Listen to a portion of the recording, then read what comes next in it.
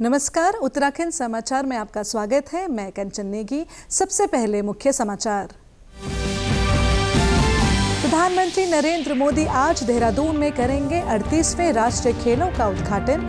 मुख्यमंत्री पुष्कर सिंह धामी बोले, प्रदेश के युवाओं को खेलों के प्रति प्रेरित करेगा ये आयोजन।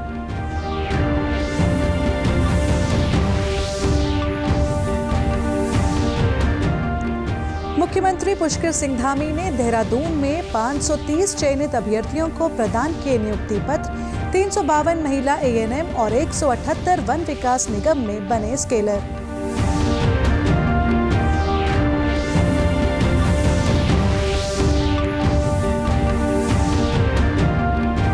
और रानीखेत में पर्यटकों को आकर्षित करने के लिए छावनी परिषद ने तैयार किया इकोलॉजिकल पार्क। कुमाऊं रेजिमेंट के वीर चक्र प्राप्त मेजर श्यामल सिन्हा के नाम पर रखा गया पार्क का नाम। अब समाचार विस्तार से।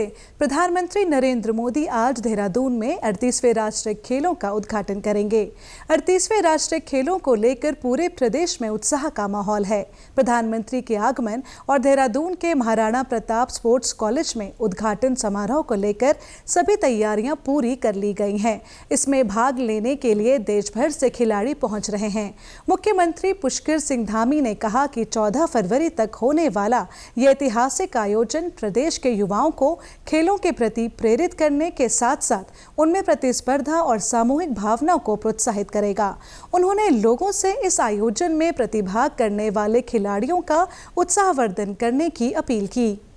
आदरणीय प्रधानमंत्री श्री नरेंद्र मोदी जी के मार्गदर्शन में हम एक नई दिशा की ओर कदम बढ़ा रहे हैं। निश्चित तौर पर खेल के क्षेत्र में यह आयोजन हमारे राज्य के लिए स्वर्णिम अध्याय सिद्ध होगा। विभिन्न क्रियाकलापों के जरिए हम सभी प्रदेशवासियों को इस आयोजन का हिस्सा बनने के लिए प्रेरित कर रहे हैं, ताकि प्रत्येक व्यक्ति इस स्वर्णिम अवसर का लाभ उठा सके और राष्ट्रीय खेलों की सफलता में अपनी भागीदारी सुनिश्चित कर सके। 38वें राष्ट्रीय खेलों का यह भव्य आयोजन हमारे राज्य के लिए खेल के क्षेत्र में एक नई पहचान बनाने का अवसर है। यह आयोजन हमारे युवाओं को खेलों के प्रति प्रेरित करने के साथ साथ उनमें प्रतिस्पर्धा, सहयोग और सामूहिक भावना को प्रोत्साहित करेगा। मैं समस्त प्रदेशवासियों से आग्रह करता हूं कि आप सभी इस आयोजन में सक्रिय रूप से प्रतिभाग करें और हमारे खिलाड़ियों का उत्साहवर्धन कर इस आयोजन को सफल बनाने में अपना अमूल्य योगदान दें। वहीं 38वें राष्ट्रीय खेलों को देखते हुए जिला प्रशासन ने आज स्कूलों की छुट्टी घोषित की है। देहरादून में प्रधानमंत्री के कार्यक्रम में बड़ी संख्या में लोगों के पहुंचने की उम्मीद है। लिहाड़ा भीड़ नियंत्रण, सुचारू यातायात प्रबंधन और शांति व्यवस्था को देखते हुए जिले के सभी शैक्षणिक संस्थानों में एक दिन का अवकाश घोषित किया गया है। आइए अब जुड़ते हैं सीधा हमारे संवाददाता अवधेश से, जो कि इस समय अंतर्राष्ट्रीय राजीव गांधी स्टेडियम में उपस्थित हैं। अवधेश, 38वें राष्ट्रीय खेलों के मद्देनजर सुरक्षा और यातायात की क्या व्यवस्था की गई है? देखिए कंचन, बिल्कुल सुरक्षा और यातायात की पुख्ता इंतजाम किए गए हैं। लगभग जो अभी तक की जो सूचना आ रही कि 3:30 बजे के आसपास प्रधानमंत्री जी जो है यहाँ पहुंचेंगे और उसको लेकर पुलिस ने चाक चौबंद व्यवस्था की है। जौलीग्रांट एयरपोर्ट से लेकर जो रायपुर स्टेडियम तक का पूरा इलाका है, जो जौलीग्रांट एयरपोर्ट से लेकर जो थानों भोगपुर से होते हुए यहाँ रास्ता आता है रायपुर, वहाँ पर चप्पे चप्पे पुलिस बल तैनात किया गया है। जो स्टेडियम के चारों ओर जो है पुख्ता इंतजाम किए गए हैं और लगातार जो है पुलिस इसकी मॉनिटरिंग कर रखी है। शाम के टाइम यह है 3 बजे बाद से पूरा इलाका 0 जोन घोषित हो जाएगा, तो लगातार इसको लेकर जो है पुख्ता इंतजाम किए हुए हैं। इसके साथ ही बता दूं कि लगभग शाम को 6 बजे जो है प्रधानमंत्री जी जो 38वें राष्ट्रीय खेल है उसका शुभारंभ करेंगे। उससे पहले पारंपरिक जो उत्तराखंड के जो पारंपरिक रीति रिवाज है उससे प्रधानमंत्री जी का स्वागत होगा और जो उत्तराखंड जो निवासी हैं मूल के अंतर्राष्ट्रीय खिलाड़ी लक्ष्य सेन, वो प्रधानमंत्री जी को मसाल सौंपेंगे और उसके साथ ही जो है अंतर्राष्ट्रीय खेलों का शुभारंभ हो जाएगा। उसके बाद जो है प्रधानमंत्री के समक्ष जितने भी जो 11,000 से जो अधिक खिलाड़ी आए हुए हैं तो वो लगभग परेड करेंगे। उनके सामने तमाम तरह के जो एथलीट हैं उनकी परेड होगी और इस दौरान जो है सांस्कृतिक जो गतिविधियां, जो सांस्कृतिक खेल हैं, चाहे वो जो सांस्कृतिक कार्यक्रम है वो उत्तराखंड के हों, उसके लिए जो है जुबिन नौटियाल यहाँ पहुंचे हुए हैं, उनकी परफॉर्मेंस है और साथ ही जो है अन्य कलाकार हैं वो भी यहाँ पहुंचे पहुंचे हुए हैं। जी अवधेश, प्रधानमंत्री नरेंद्र मोदी के आगमन को लेकर क्या खासा उत्साह हमको देखने को मिल रहा है और क्या है खासा इंतजाम?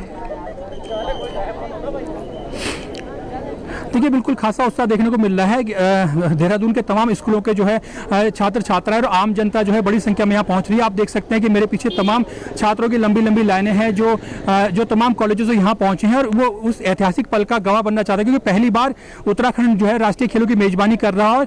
हर जो उत्तराखंड का जो खास तौर से जो राज्य के निवासी हैं, खिलाड़ी हैं, वो खास तौर से बेहद उत्साहित हैं। उनके लिए ये गौरव का पल है। 1016 खिलाड़ी, लगभग उत्तराखंड के सबसे अधिक 1016 खिलाड़ी जो है अपना दमखम दिखाएंगे। और मैं कह सकता हूं कि जो 28 राज्यों और केंद्र शासित प्रदेशों के लगभग 11,340 खिलाड़ी जो है विभिन्न प्रतियोगिताओं में अपना दमखम दिखाएंगे। अभी तक की जो है जो रात में भी स्पर्धाएं, दिन के साथ ही स्पर्धाएं रात में भी होंगी और सबसे जो अधिक है एथलेटिक्स प्रतियोगिताओं में 700 से अधिक खिलाड़ी भाग लेंगे।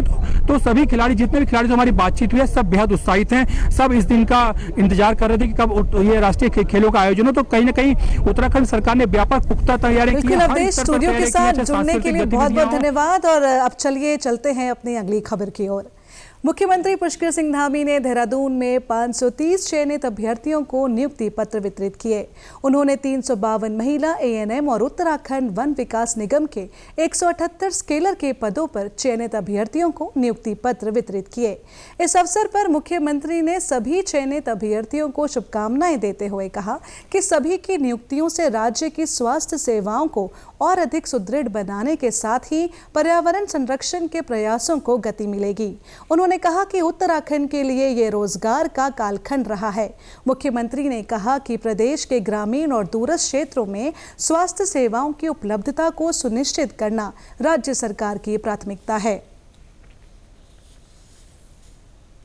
मुख्यमंत्री पुष्कर सिंह धामी ने सोमवार को देहरादून स्थित महाराणा प्रताप स्पोर्ट्स कॉलेज परिसर में सूचना एवं लोक संपर्क विभाग द्वारा प्रकाशित 2025 के कैलेंडर विकसित उत्तराखंड संकल्प से शिखर तक का विमोचन किया।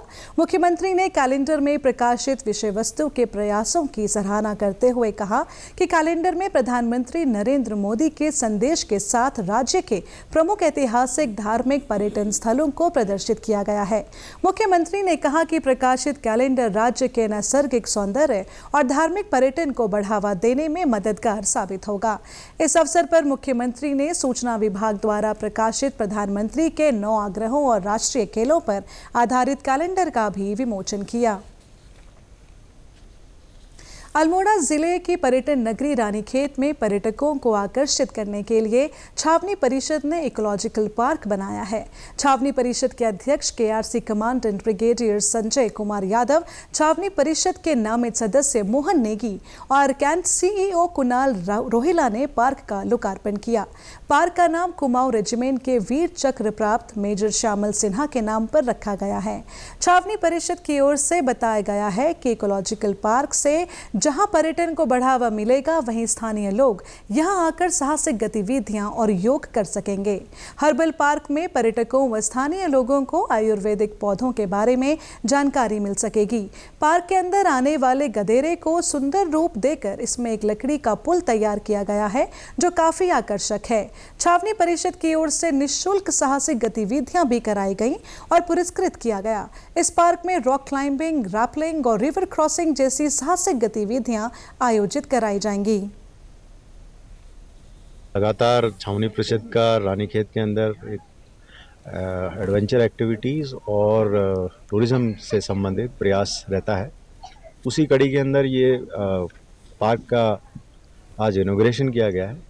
और सबसे बड़ी बात यह है कि इस पार्क को जिन साहब के नाम पे रखा गया है, उनका नाम मेजर श्यामल सिन्हा वीर चक्रा है। और हमने सोचा कि ये उचित होगा कि ये जो इकोलॉजिकल पार्क है उनके नाम पे किया जाए। उन्होंने अपनी जो एडवेंचर एक्टिविटीज़ की शुरुआत हैं वो यहीं से करी थी और आखिरी में हमें उनको नंदा देवी के एक्सपेडिशन में खोना पड़ा। और उस कड़ी के अंदर सीईओ साहब जो कुणाल रोहिला साहब हैं, उनका ये प्रयास बड़ा सराहनीय है और होपफुली ये इस कड़ी को आगे ले जा सकें। और हम चाहते हैं कि ज़्यादा से ज़्यादा जो आम जनता है रानीखेत की, वो इसकी उपयोग करे और यहाँ पर पधारें। देश के सार्वजनिक प्रसारक प्रसार भारती ने OTT प्लेटफॉर्म के क्षेत्र में कदम रखते हुए हाल ही में वेव्स की शुरुआत की है। ये डिजिटल मीडिया और OTT दर्शकों को एक संपूर्ण इंफोटेनमेंट इकोसिस्टम देता है। अगर आपको भी चाहिए फ्री में शानदार कंटेंट तो आज ही डाउनलोड करें वेव्स ऐप। QR कोड के जरिए भी वेव्स ऐप डाउनलोड की जा सकती है। इसी के साथ अभी तक के समाचार समाप्त हुए। दूरदर्शन समाचारों से जुड़े रहें। मिलते हैं फिर शाम 5 बजे के बुलेटिन में। नमस्कार।